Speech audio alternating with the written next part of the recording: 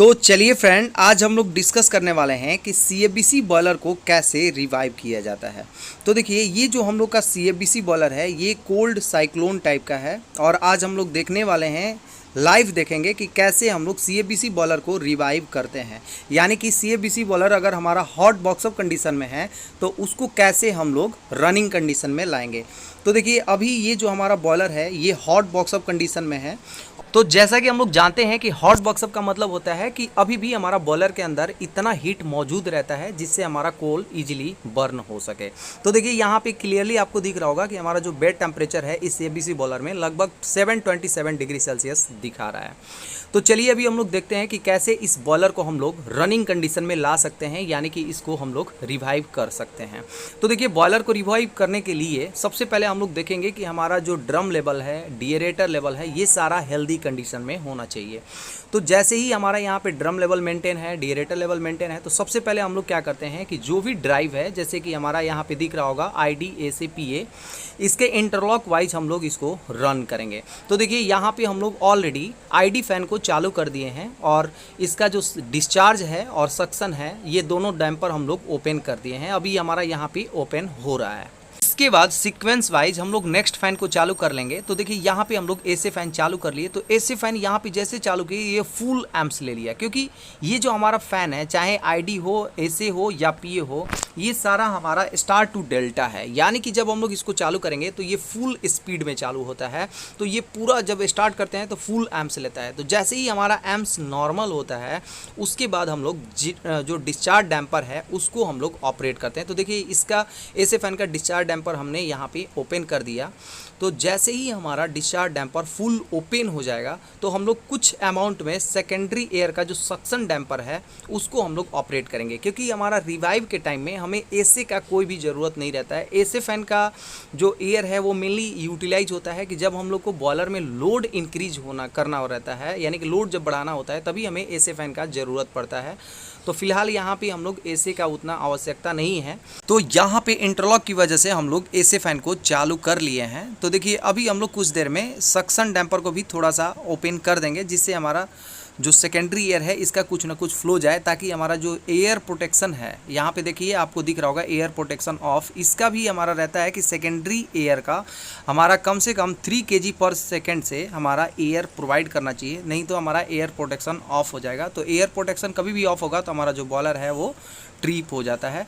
तो air protection को on करने के लिए हमारा सेकेंडरी एयर का भी आवश्यकता होता है और हमारा प्राइमरी एयर का भी एक सफिशिएंट अमाउंट में एयर प्रोवाइड करना पड़ता है। इसलिए हम लोग जितना रिक्वायर्ड क्वांटिटी है उतना हम लोग को देना ही पड़ता है।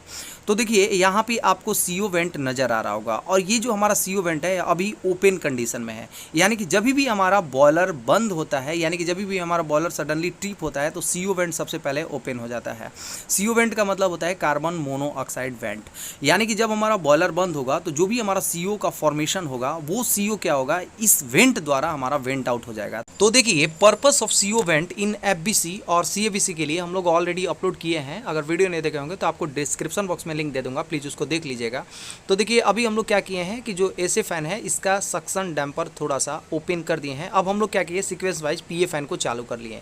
तो यहाँ पे हमारा PA फैन चालू हो गया और देखिए, अभी हमारा जो PA एयर है इसका फ्लो अभी 0 दिखा रहा है। तो देखिए, जैसा कि हम लोग जानते हैं कि PA एयर का मेन यूटिलाइज क्या होता है, मेन पर्पस क्या होता है कि इस बॉयलर के अंदर जो हमारा बेड मटेरियल रहता है उसको फ्लूइडाइज करने का काम करता है।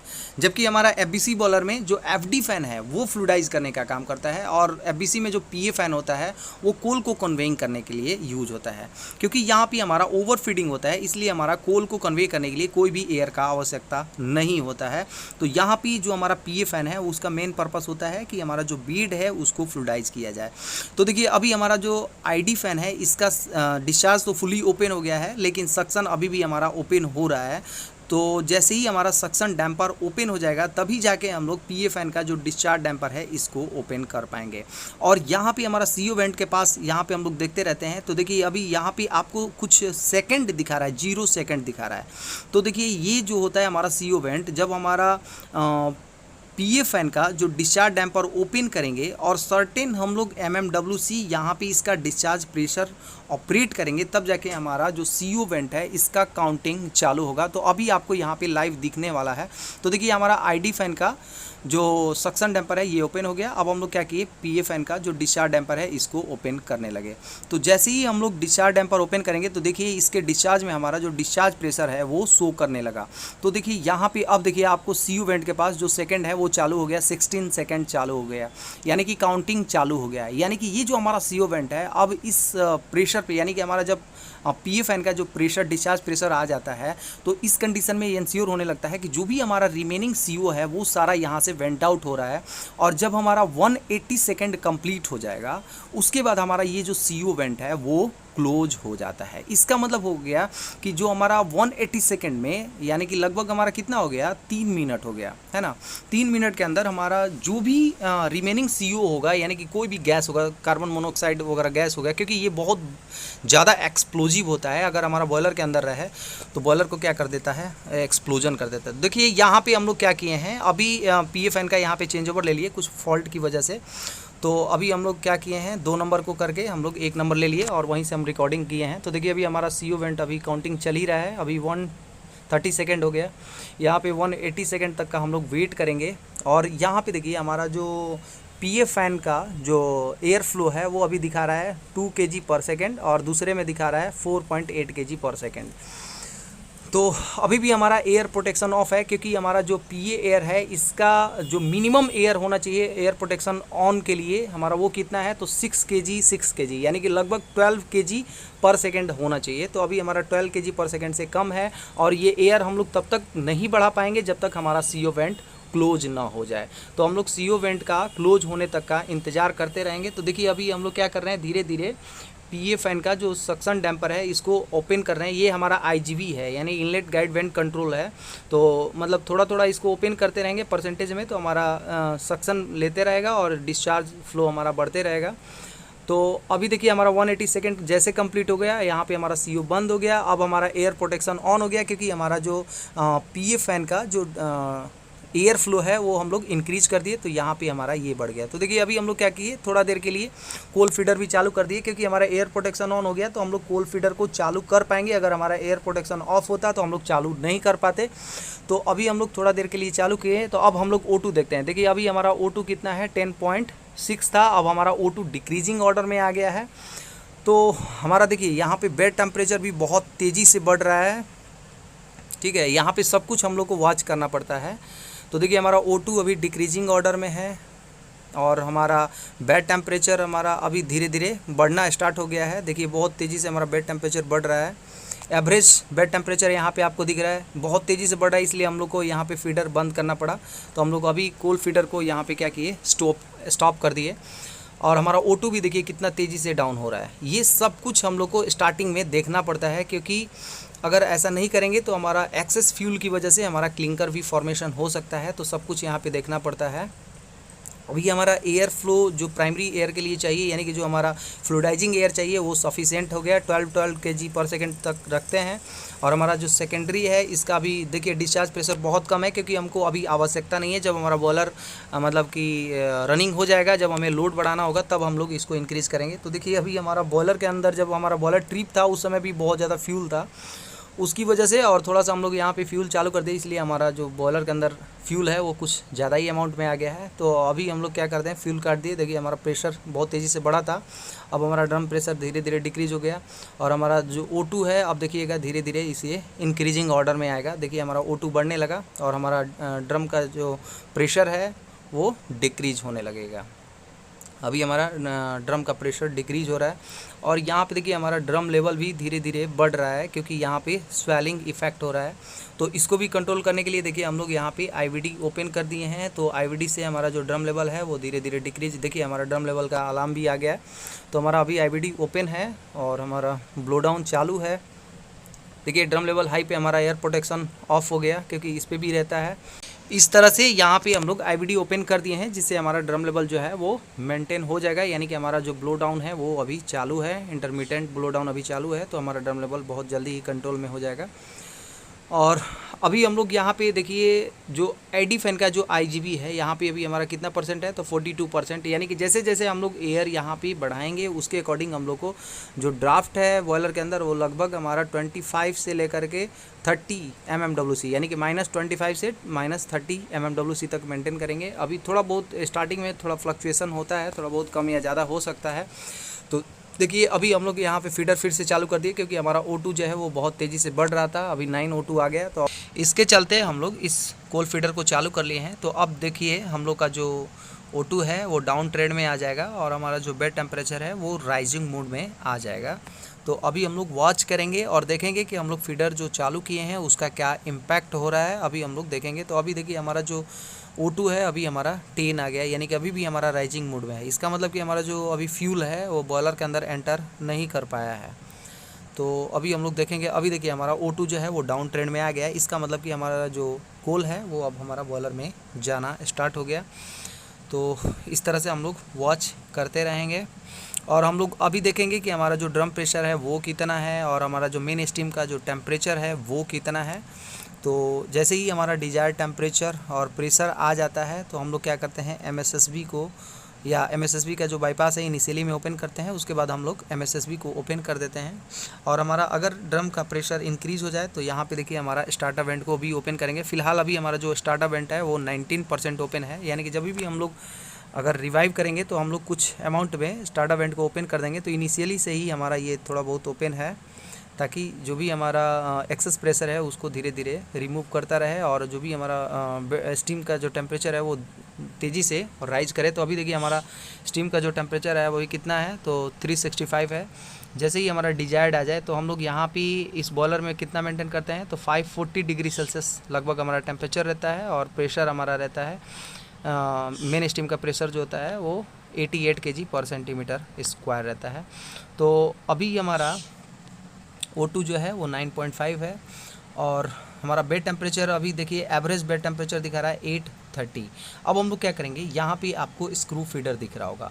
तो इस स्क्रू फीडर का मेन पर्पस क्या होता है कि इस साइक्लोन से जो हमारा रिटर्निंग बेड आता है, यानी कि जो भी हमारा बेड मटेरियल रिटर्निंग होता है साइक्लोन से, वो या तो हम लोग बेड के अंदर डाल सकते हैं यानी कि बॉयलर के अंदर डाल सकते हैं, या इसको हम लोग बाहर रिमूव कर सकते हैं यानी कि बाहर निकाल सकते हैं। तो इसको बाहर निकालने के लिए हम लोग को स्क्रू फीडर की मदद से निकाला जाता है। यानी कि जब हम लोग स्क्रू फीडर मतलब कि स्टार्ट करेंगे और यहाँ पे दो आपको दिख रहा होगा, यहाँ पे दो स्क्रू फीडर के लिए दो इनलेट डैम्पर है। यानी कि जब हमारा 1 नंबर इनलेट डैम्पर ओपन होगा तो हमारा 1 नंबर साइक्लोन का जो मटेरियल है वो 1 नंबर स्क्रू फीडर में आएगा, और 2 नंबर का अगर हमारा इनलेट डैम्पर ओपन होगा तो 2 नंबर साइक्लोन का जो मटेरियल होगा वो 2 नंबर स्क्रू फीडर में आएगा।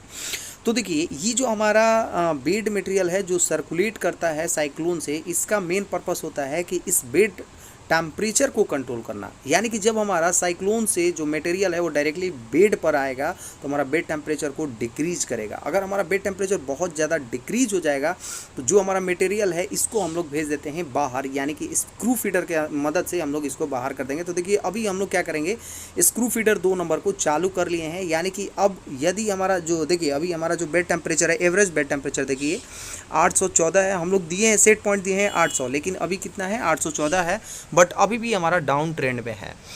ठीक है, तो जैसे ही हमारा ये बेड टेम्परेचर डिक्रीज हो जाएगा, बहुत ज़्यादा डिक्रीज हो जाएगा, तो हम लोग को करना क्या है कि ये जो हमारा ऐश जो है यानी कि जो भी हमारा बेड मटेरियल बॉयलर के अंदर आ रहा है इसको हम लोग को बाहर निकालना पड़ेगा, क्योंकि इसका टेम्परेचर अभी देखिए यहाँ पे 313 डिग्री सेल्सियस या 342 डिग्री सेल्सियस दिखा रहा है और बेड के अंदर 800 डिग्री सेल्सियस है। तो इतना लोअर टेम्परेचर से अगर हमारा बेड पर आएगा तो बेड टेम्परेचर तो डिक्रीज करेगा ही, ये क्योंकि ये हमारा क्या है तो कोल्ड साइक्लोन बॉयलर है और हॉट साइक्लोन में इसका कंडीशन थोड़ा दूसरा होता है। तो फिलहाल हम लोग इसकी के बारे में डिस्कस करेंगे।